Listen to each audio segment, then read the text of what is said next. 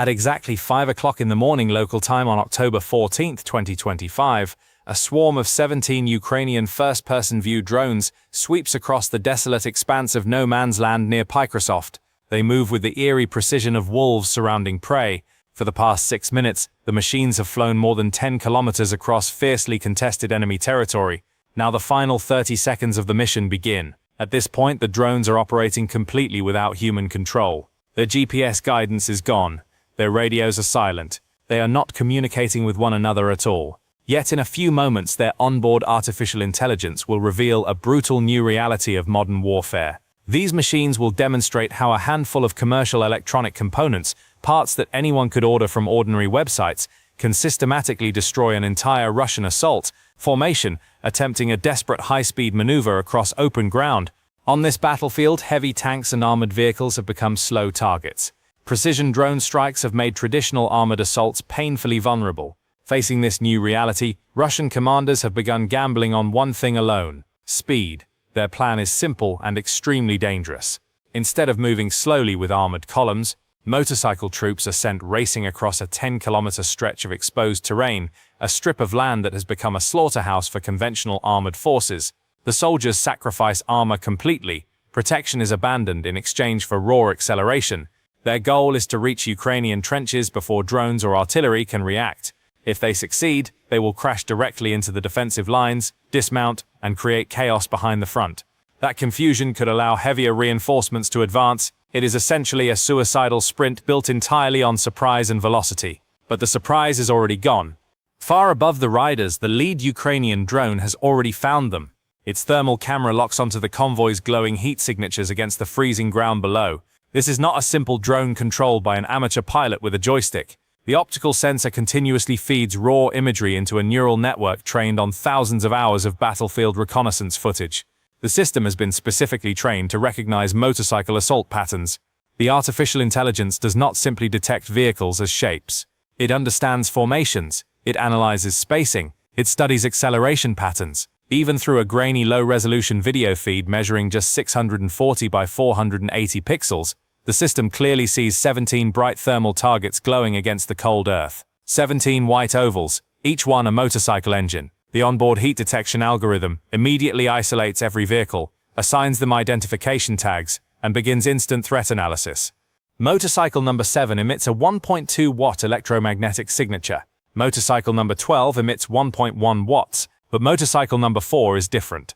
It radiates 15.7 watts. That massive difference, 14.5 watts, changes everything. Motorcycle number 4 is carrying a Chapnik electronic warfare jammer. Its sole purpose is to create an invisible wall of electromagnetic interference that disrupts incoming drones. The device can sever the delicate radio link between drones and their operators, turning deadly machines into drifting pieces of plastic before they can strike. The artificial intelligence instantly identifies the threat. Motorcycle number 4 becomes the highest priority target on the battlefield. If the jammer remains active, the entire drone swarm could be blinded. 17 lethal drones could instantly become useless. But this is where distributed artificial intelligence becomes truly frightening. There is no central command issuing instructions, no human operator adjusting crosshairs, no lead drone directing the others, and the drones are not even communicating with each other.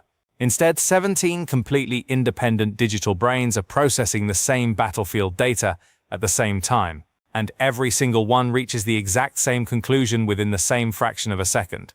Motorcycle number 4 must be destroyed first. The swarm now faces another challenge. 17 drones must converge on one target without colliding mid-air. Flight controllers immediately execute automatic deconfliction algorithms, generating a perfect three-dimensional attack pattern. Each drone approaches from a different vector, multiple angles, simultaneous impact. The precision ensures that the target cannot escape while guaranteeing that none of the drones collide with one another. It is like 17 expert snipers firing at the same target from different hidden positions without ever speaking a word. Except every projectile carries 1 kilogram of explosives. Miles away, inside a reinforced Ukrainian bunker, the video feed flickers. Signal strength drops to a single bar.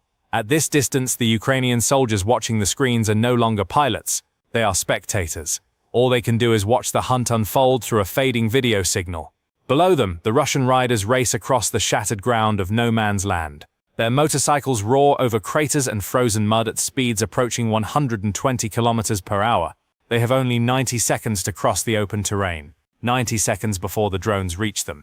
The interception window is no longer measured in minutes, it is measured in milliseconds. On the monitors inside the bunker, 17 targeting reticles lock onto 17 thermal engines.